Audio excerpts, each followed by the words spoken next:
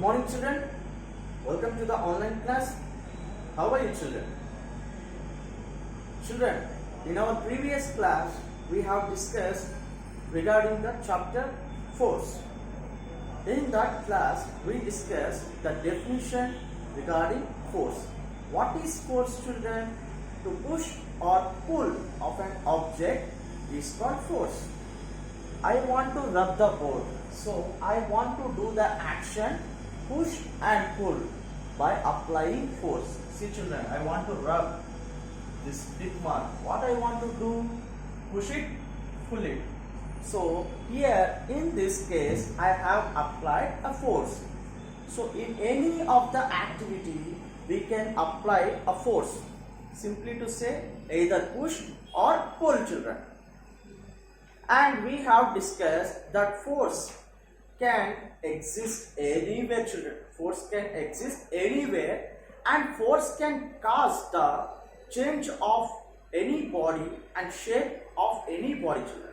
The force can causes any body to change its shape. Again I am taking the example of duster children. So I am applying a little amount of force.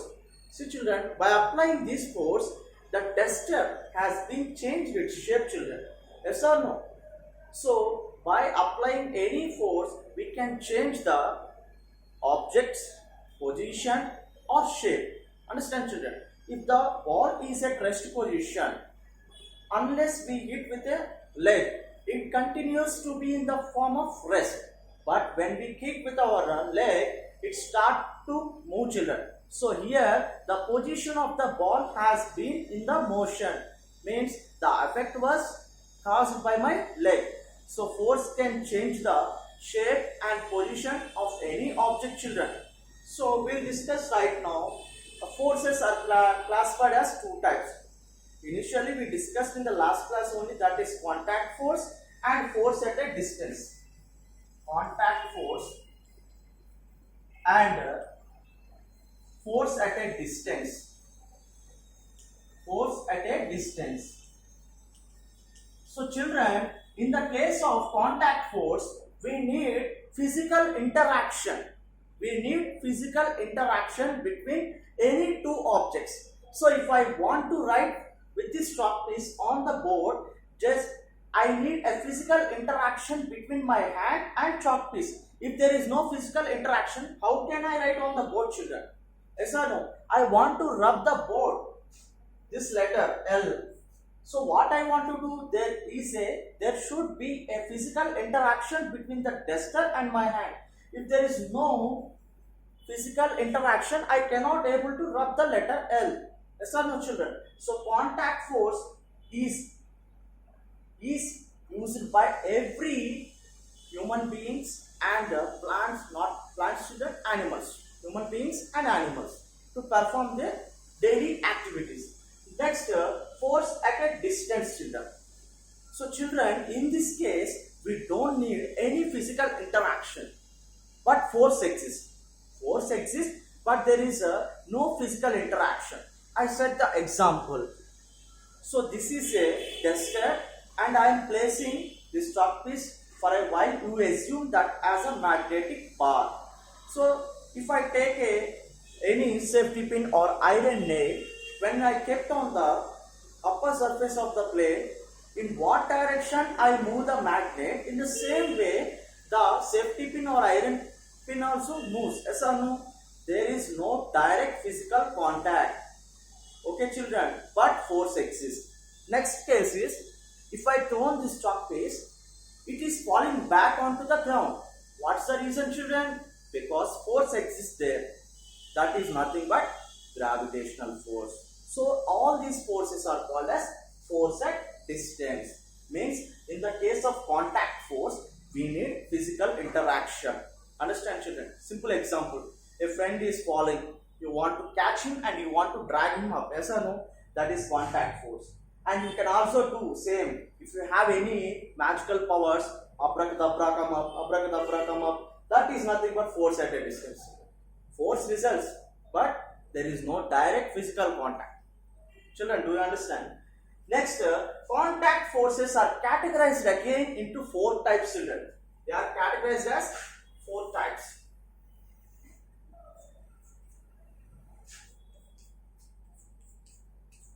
So the first contact force is muscular force, children. Muscular force. The second contact force is force of friction. Force of friction. And the third contact force is normal force. Normal force. And the fourth contact force is tension. So tension is also a force, children. In this class, we will discuss the contact forces of muscular force and force of friction. Remaining 2 forces in the next class we will discuss, children. So muscular force. What is muscular force, children? See, children, in our daily life, we need to do a number of activities. Yes or no? So to perform all these activities, definitely we want to exert a force. So how can we exert a force? By using our body muscles, we can exert force. So to lift your school bag, to write with the pen, to play with the ball, you all need to exert a force. That is nothing but the muscular force. Understand, children? Means the force. I am writing the definition for regarding muscular force here, children. The force which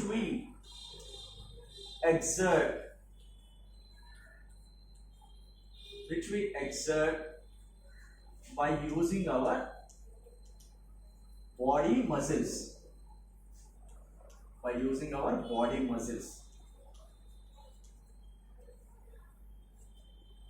Understand, children? The force which we exert by using our body muscles is called muscular force.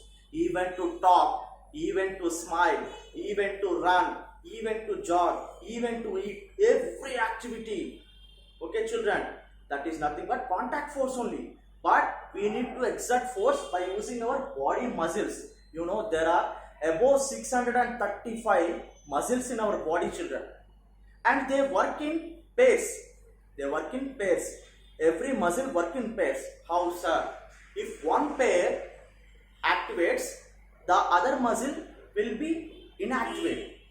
You may not understand. I will say clearly, children. So, take an example of me. Right now, I am a bowler of India. So, I am bowling a ball to a batsman.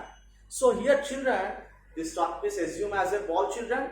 So, if I want to throw this ball on the ground to the batsman, definitely the muscles which are present at the chest part and in the front side of the shoulder, they make the arm to pull in the front direction like this.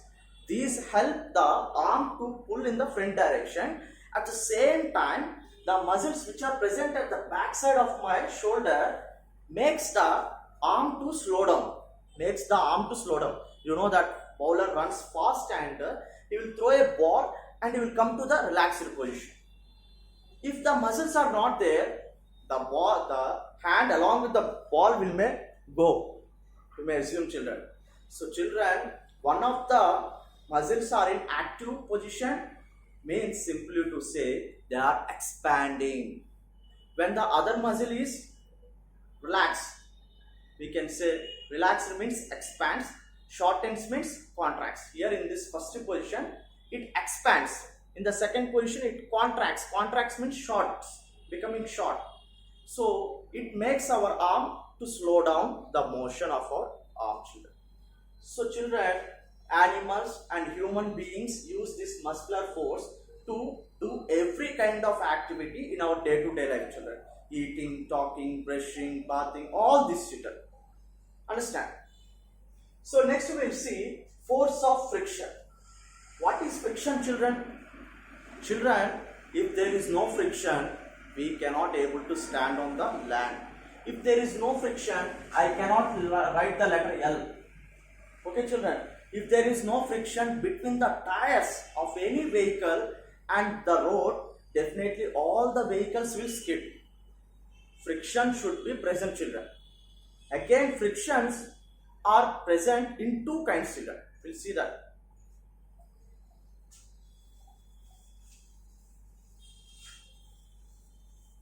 So children, this is the definition for muscular force, children. Muscular force. Okay, muscular force is one of the contact force, and this is the definition for frictional force. Friction is the resistance. Friction is the resistance. Friction is the resistance to the motion of a body. Friction is the resistance to the motion of a body. So children, friction is the resistance. Resistance means what? Stop. Resistance means stop. See children, at the Durga Devi Navratris, at that time you used to go to the temple in a queue line. Then all the people rush at a time. Then the security guard will say, stop, one by one, one by one. He resists. Resist means stopping them. His intention is to make the public or the devotees to go in one line, children. But all the devotees come in a quick, huge manner. So then he will say, stop, one by one, one by one, one by one. Resistance means stop. Friction is the resistance to the motion of a body. Motion means movement. Motion means movement. So I am in motion right now. So this is called as motion. If I am not moving means it is at rest position. So friction is the resistance to the motion of a body. So children, take two steel balls or iron balls, small iron balls, and make that iron balls to roll. Roll means take a ball and roll over the surface of rough surface, on the rough surface and of the smooth surface. Try to notice on which kind of surface the steel ball moves farther. It's so simple, children. On the smooth surface, marble surface, the steel ball moves farther, farther, farther, farther, because there is no friction, children. There is no friction. That is the reason you all boys used to skate in the classrooms, yes or no? They run and they skate like this. Why they are skating? Because the friction is less. If the friction is less, they may skate. They may skate. Understand, children? If there is no friction at all, we cannot stand. We cannot sit, children. So friction should be. But friction, if it is less, they may skate. If friction is more, it is not making us to move. It is not making us to move. So on the rough surface, the ball comes to stop position. The ball comes to stop position on the rough surface, because on the rough surface the land is uneven. Uneven means not the same level, not flat, children. There may be ups and there may be downs. So this is the reason that causes the ball to get onto the stop position.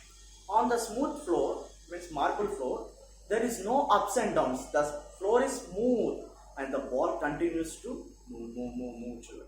Understand? So this is all about friction, children. So we'll discuss regarding next two forces, that is nothing but normal force and tension force, in the next class, children. Follow up all the forces, children. Thank you.